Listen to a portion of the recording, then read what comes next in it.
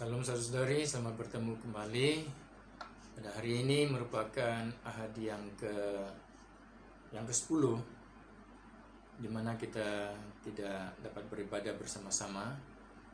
Namun pun demikian, di mana saudari berada melalui siaran ini, recording ini, kami doakan berada di dalam keadaan yang sehat, keadaan yang baik secara pribadi dan bersama keluarga.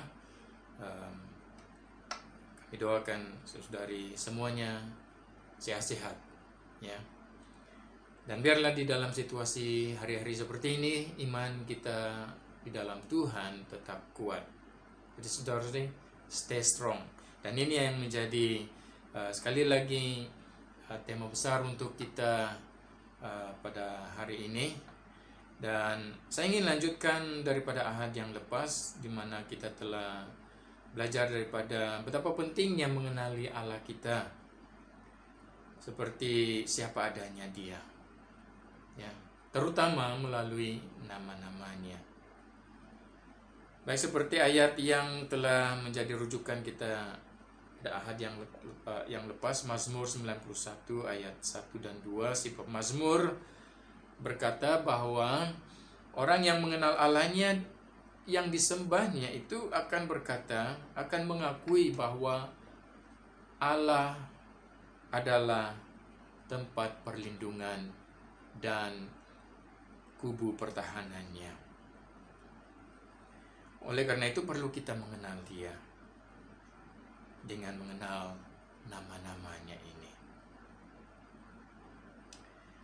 Pemazmur ini juga mengatakan betapa mulianya nama Tuhan. Betapa mulianya nama Tuhan. Mazmur 8 ayat yang kedua. Mazmur 8 ayat yang kedua. Ya Tuhan, huruf besarnya Tuhan, Tuhan kami, betapa mulianya namamu di seluruh bumi. Keagunganmu yang mengatasi langit dinyanyikan. Dan kemudian dia mengajak kita untuk memasyurkan namanya. Mazmur 34 ayat yang keempat. Mazmur 34 ayat yang keempat. Muliakanlah Tuhan bersama-sama dengan aku. Marilah kita bersama-sama memasyurkan namanya. Pemazmur tahu siapa Allah yang dia sembah melalui pengenalannya akan nama Tuhan ini. Dan biarlah kita juga pada hari ini dapat dikuatkan, karena kita dapat mengetahui siapa Allah yang kita sembah melalui pengenalan akan namanya yang akan kita pelajari bersama pada hari ini. Allah mempunyai banyak nama yang lain, sepertinya Yesua. Yesua maksudnya Tuhan penyelamat. Tuhannya sekali lagi dalam huruf besar, Tuhan penyelamat. Bagaimana dengan Manuel? Manuel juga merupakan nama Allah, nama Tuhan kita, yang bermaksud Allah beserta kita.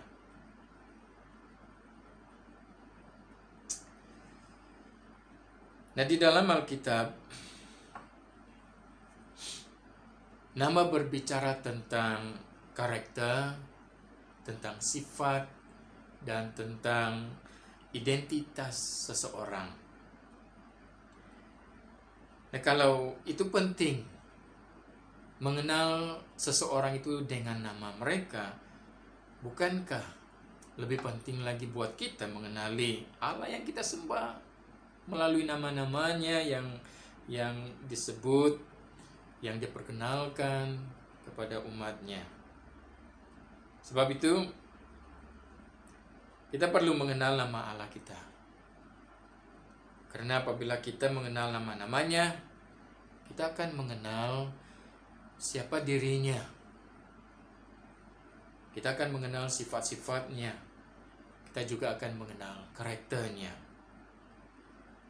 Saudari, pengenalan akan namanya ini sangat membantu. Karena ia dapat membantu kita untuk bertumbuh lebih dalam hubungan yang erat dengannya. Perkenalan akan nama Tuhan ini membantu kita. Pengenalan akan nama Tuhan ini akan membantu kita untuk bertumbuh dalam hubungan yang erat dengannya, akan membantu kita bertumbuh dalam pemahaman akan Dia, akan membantu kita untuk bertumbuh dalam kepercayaan iman kita dan dalam persekutuan kita dengan Tuhan. Kenalan akan nama Allah ini membuka pintu, membuka ruang kepada apa yang kita perlukan daripadanya. Dan ini sudah pasti juga akan menguatkan lagi hidup ibadah kita, hidup penyembahan kita, hidup doa kita, yang akan mengubah segala-galanya keadaan kita apabila kita mengenal Dia yang kita kasihi, Dia yang kita sembah.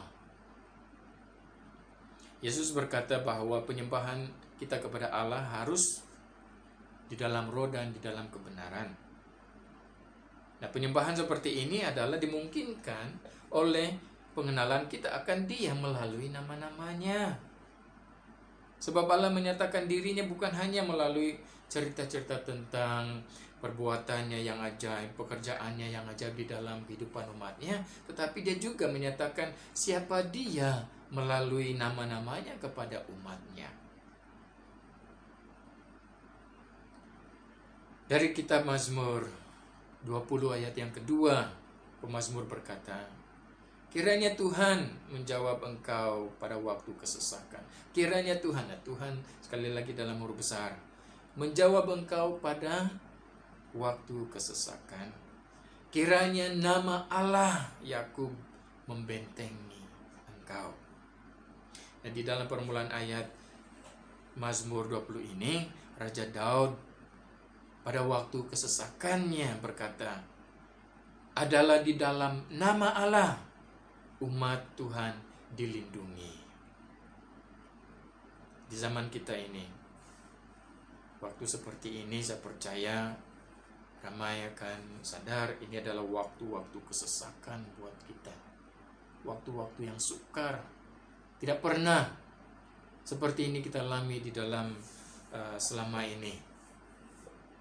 Oleh karena itu, mari kita memperhatikan nama-nama Allah dari panggilan Tuhan, huruf besar itu Yahweh. Satu daripada nama Allah yang disebut oleh pemazmur yang telah kita pelajari, yang telah perhatikan pada ahad lepas.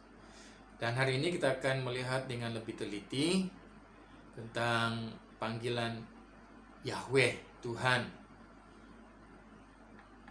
Yang pertama adalah Yahweh Rohi. Dan Tuhan namanya Yahweh Rohi, yang berarti Tuhan adalah gembalaku. Tuhan adalah gembalaku. Mazmur 23 ayat yang pertama. Mazmur Daud, Tuhan adalah gembalaku, takkan kekurangan aku. Nah, ini Yahweh Rohi. Tuhan adalah gembalaku. Saudara, Raja Daud ini adalah orang yang mengalami keadaan turun naik di dalam kehidupannya. Dia adalah orang yang pernah mengalami hari-hari yang penuh dengan masalah. Mazmur 23 ini ditulis oleh seorang yang tahu, oleh Daud sendiri. Dari dalam jiwanya bagaimana mengalami Tuhan Allah sebagai gembalanya ketika di dalam pergumulan. Mazmur 23 ini ditulis dari pengalamannya akan siapa Allah. Bagi Daud, Tuhan adalah Yahweh Rohi. Tuhan adalah gembala buatnya, terutama ketika dia berada di dalam kesulitan, kesukaran hidup. Dalam kita menghadapi hari-hari yang sukar ini, saudari, tiada yang lain yang dapat memberi kita kekuatan dan semangat daripada mengetahui bahwa nama Tuhan itu adalah gembala kita yang baik. Dia adalah gembala kita yang baik. Kalau kita ingin lihat lanjutan daripada Mazmur 23 ini, kita dapat melihat dari ayat yang pertama kepada ketiga, Daud berbicara mengenai Tuhan sebagai gembala yang menyediakan. Kemudian ayat yang keempat hingga ayat yang keenam, Daud berbicara mengenai Tuhan sebagai gembala yang merupakan perlindungan, yang memberi perlindungan baginya dalam menghadapi hidup yang sukar. Nah, hari ini pun kita punya Tuhan yang bukan hanya menyediakan keperluan-keperluan kita dan melindungi kita, tetapi lebih daripada itu, saudara-saudari. Kita punya Tuhan lebih daripada sekedar memberi keperluan-keperluan, menyediakan keperluan-keperluan dan memberi perlindungan buat kita. Firman Tuhan mengatakan bahwa Dia telah memberi hidupnya sendiri untuk domba-dombanya. Lihat Yohanes 10 ayat yang ke-11. Yohanes pasal yang ke-10 ayat yang ke-11 mengatakan, Akulah gembala yang baik. Gembala yang baik memberikan nyawanya bagi domba-dombanya. Siapa yang mengatakan ini? Tuhan Yesus Kristus, Tuhan kita. Nah, hari ini kita mempunyai Tuhan yang adalah gembala yang baik. Dia bukan hanya mampu memberi keperluan-keperluan buat kita. Dia bukan hanya mampu memberi perlindungan di waktu-waktu yang sukar, tetapi Dia juga telah pun memberi hidupnya kepada domba-dombanya. Itulah Yahweh Rohi. Tuhan adalah gembalaku. Nama Tuhan yang seterusnya, yang kedua, Yahweh Roy. Yahweh Roy. Daripada Kejadian pasal yang ke-6 ayat 1 hingga ayat ke-14, Kejadian pasal yang ke-16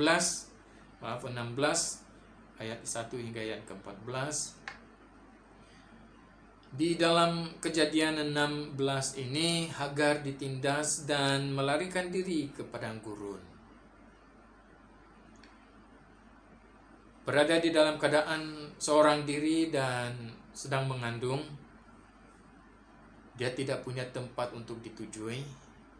Dia bingung dalam masalahnya. Dia akhirnya bertemu dengan malaikat Tuhan yang menyatakan bahwa Allah melihat keadaannya, Allah peduli kepadanya, dan Allah berbelas kasihan kepadanya. Kemudian di dalam ayat yang ke-13, Hagar menyebut nama Tuhan, Yahweh Roy. Ayat 13, kemudian Hagar menamakan Tuhan yang telah berfirman kepadanya itu dengan sebutan, Engkaulah El Roy.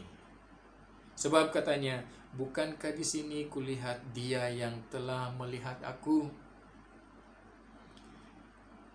Yahweh Roy adalah Tuhan melihat aku. Sepertinya pengalaman Hagar ini, Tuhan turut melihat setiap manusia ciptaannya ini. Lebih lagi, orang-orang percaya dapat mengakui ini seperti pemazmur tentang siapa Allah itu. Dia gembala yang baik. Dan di sini seorang yang dalam kesukaran menemukan suatu kebenaran tentang siapa Allah, akhirnya dia mengatakan bahwa Engkaulah El Roy, Engkaulah Yahweh Roy, Engkaulah Tuhan yang melihat aku. Hari ini pun saudari, Tuhan tetap melihat apa yang kita hadapi. Mungkin ada yang berpikir Allah kan hari-hari ini sedang menjauhkan dirinya daripada kita. Kita berpikir bahwa Allah tidak peduli lagi. Mungkin kita berpikir bahwa Allah sedang menutup matanya di waktu kita dalam keadaan yang sukar.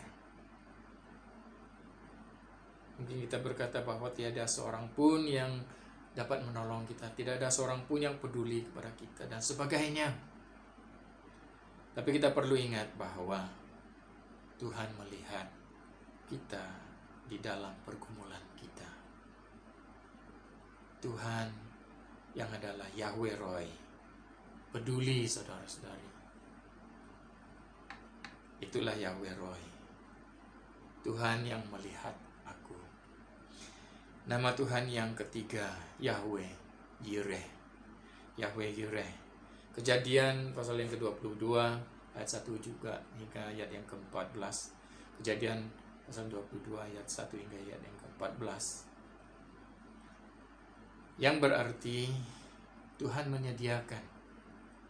Tuhan menyediakan. Yahweh Yireh berarti Tuhan menyediakan. Ini terjadi buat Abraham ketika dia sedang bersedia untuk mengorbankan anak satu-satunya Ishak. Sedang dia sedia untuk mengorbankan anaknya ini, Allah diperingatkan oleh Abraham diperingatkan oleh Allah bahwa Allah adalah yang menyediakan segala keperluan dalam hidup. Ayat yang ke-14. Dan Abraham menamai tempat itu Tuhan menyediakan. Nah, Tuhan huruf besar. Tuhan menyediakan. Sebab itu sampai sekarang dikatakan orang, di atas gunung Tuhan akan disediakan. Apa yang Abraham tidak tahu sepenuhnya ketika itu, tetapi kita tahu pada hari ini adalah Allah adalah pemberi yang teragung. Allah adalah Allah yang adalah pemberi yang teragung, di mana di dalam menyediakan seekor domba yang tanduknya tersangkut dalam belukar. Allah menggambarkan suatu pemberian di masa akan datang yang merupakan korban teragung dari segala pengorbanan yang pernah ada, yaitu anak Allah sendiri menjadi korban buat manusia. Anak domba Allah menjadi korban bagi keperluan setiap manusia. Paulus berkata di dalam Roma pasal yang ke-8 ayat 32, Allah yang tidak menyayangkan anaknya sendiri, tetapi yang menyerahkannya bagi kita semua, bagaimanakah mungkin ia tidak mengaruniakan segala sesuatu kepada kita bersama-sama dengan Dia? Kemudian kepada jemaat di Filipi, Paulus berkata, Allahku akan memenuhi segala keperluanmu menurut kekayaan dan kemuliaannya dalam Kristus Yesus. Filipi pasal yang keempat ayat yang ke-19. Nah, ini nama Tuhan, Yahweh Yireh. Tuhan menyediakan. Dia menyediakan di dalam pergumulan kita, dalam keperluan kita pada hari ini. Dia mampu melakukan mukjizat untuk menyediakan segala yang diperlukan oleh umat-umat Tuhan pada hari ini. Karena Dia telah memberikan anaknya sendiri sebagai korban buat setiap manusia. Inilah Yahweh Yireh. Yang terakhir, nama Tuhan yang keempat adalah Yahweh Shalom. Yahweh Shalom. Ini terdapat daripada Hakim-Hakim, kitab Hakim-Hakim pasal yang ke-6 ayat 11 hingga ayat yang ke-24. Hakim-Hakim pasal yang ke-6 ayat 11 hingga ayat yang ke-24. Yahweh Shalom berarti Tuhan adalah damai sejahtera. Tuhan adalah damai sejahtera.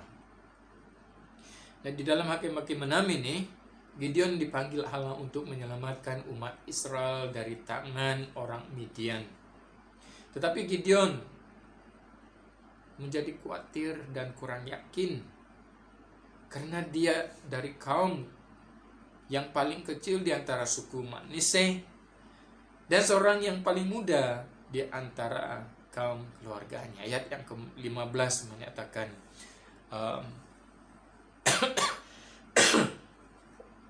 pergumulan kebimbangan, kekhawatiran Gideon terhadap panggilan Tuhan ini. Namun setelah Tuhan meyakinkan dia bahwa Tuhan akan berperang bagi pihaknya, akan menyertainya berperang, Gideon mulai dikuatkan. Tetapi tidak lama kemudian, ketakutan mulai menguasainya lagi. Bahwa kali ini ketakutannya itu adalah daripada kesadarannya akan yang dia telah melihat Allah, dia telah melihat Tuhan. Dan dia sadar bahwa dia pastinya akan mati, sebab dia telah melihat Allah. Sekali lagi Tuhan meyakinkan dia bahwa dia akan selamat dengan berfirman kepadanya, "Selamatlah engkau, jangan takut, engkau tidak akan mati." Ayat yang ke-23. Ketakutan Gideon kemudiannya diangkat. Dan di situ dia mendirikan sebuah mezbah untuk Tuhan dan menamainya kan Tuhan di sana sebagai Yahweh Shalom. Ayat yang ke-24. Lalu Gideon mendirikan mezbah di sana bagi Tuhan dan menamainya Tuhan itu keselamatan. Mezbah itu masih ada sampai sekarang di Ofra, kota orang Abiza. Nah, kalimat asalnya adalah Tuhan damai sejahteramu. Keselamatan sebenar ini karena keselamatan sebenar terjadi apabila mengalami damai sejahtera.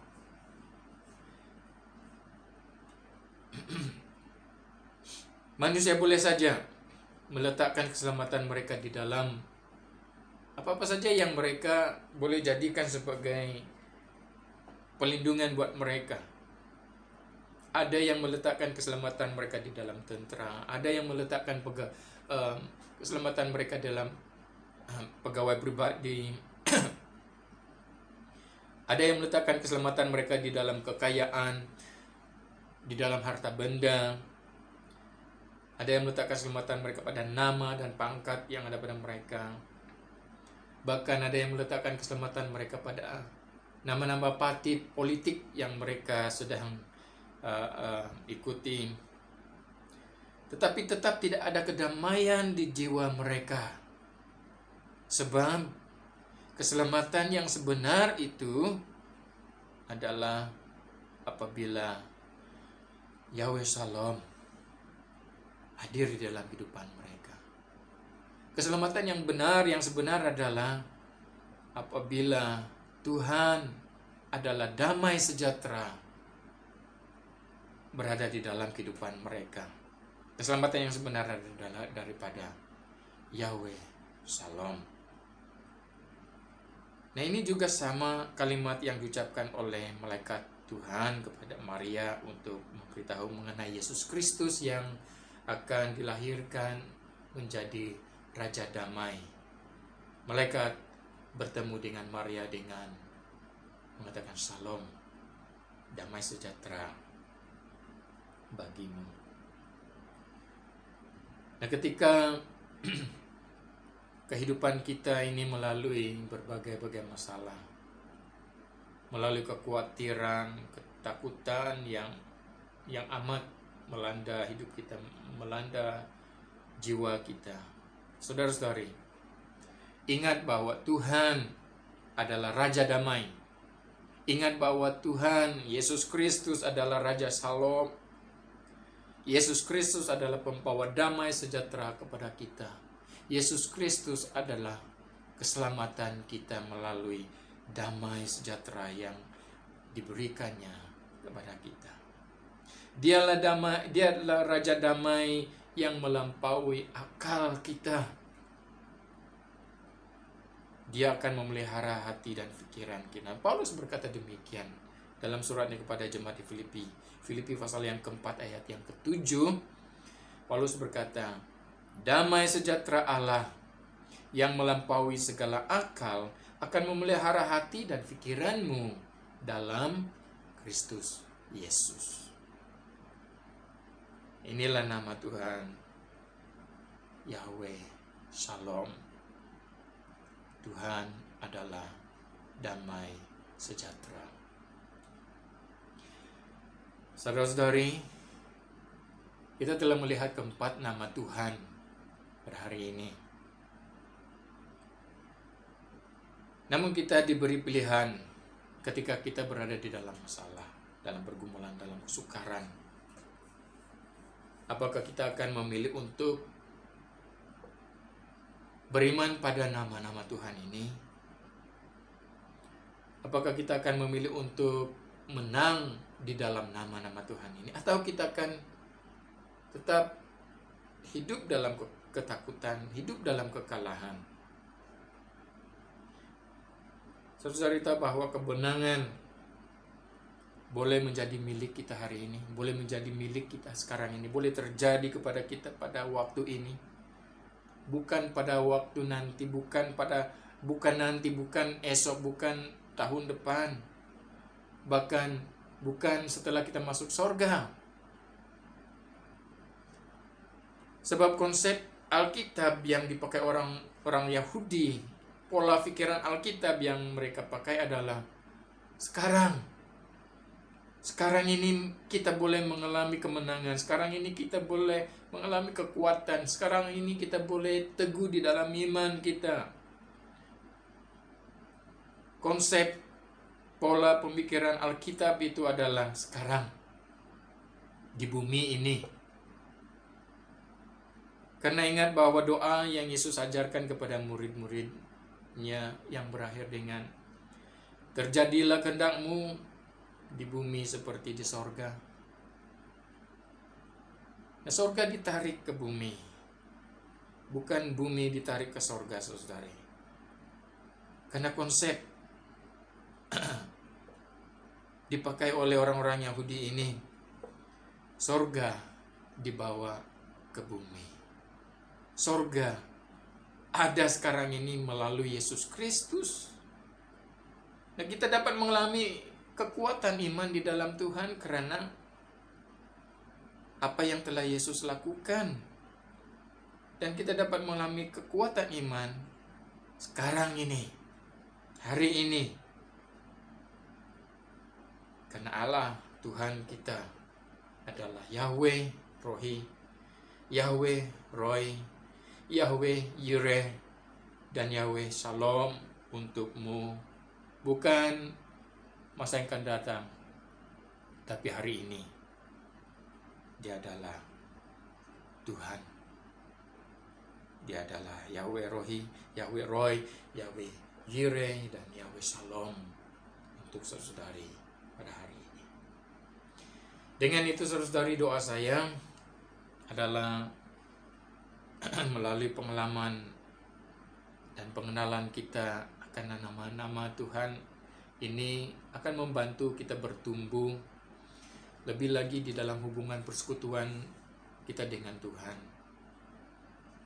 Kita akan bertumbuh di dalam pengenalan kita akan siapa Tuhan yang kita sembah ini, yang akhirnya akan mengubah hidup doa kita, mengubah hidup penyembahan kita kepadanya, akan mengubah pengetahuan kita akan mengubah konsep kita terhadap apa yang Dia lakukan dan apa yang telah Dia kerjakan buat kita, dan akan mengubah kepercayaan kita kepada Tuhan untuk tetap kuat di dalam iman kita. Yosua, kitab Yosua pasal yang pertama ayat yang ke-9 memperingatkan kita ini, saudari, firman Tuhan kepada Yosua. Bukankah telah kuperintahkan kepadamu, kuatkan dan teguhkan hatimu. Janganlah kecut dan tawar hati, sebab Tuhan Allahmu menyertai engkau kemanapun engkau pergi.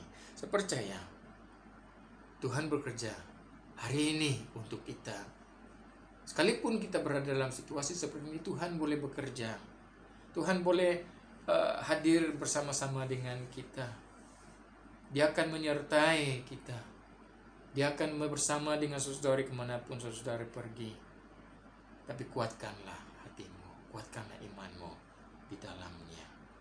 Tahu bahwa kenali dia sebagai siapa dia. Yahweh Rohi, Yahweh Rohi, Yahweh Yireh, dan Yahweh Shalom ini di dalam kehidupan kita saudari. Marilah kita melatihkan diri kita dalam kesesakan kita ini untuk berharap di dalam Tuhan, di dalam nama Tuhan, seperti pemazmur yang mengatakan, orang ini memegahkan kereta dan orang itu memegahkan kuda, tetapi kita bermegah dalam nama Tuhan Allah kita. Mazmur 20 ayat yang ke-7. Sekali lagi saya baca ini. Pemazmur mengatakan, orang ini memegahkan kereta dan orang itu memegahkan kuda, tetapi kita, orang-orang percaya, bermegah dalam nama Tuhan Allah kita. Puji Tuhan.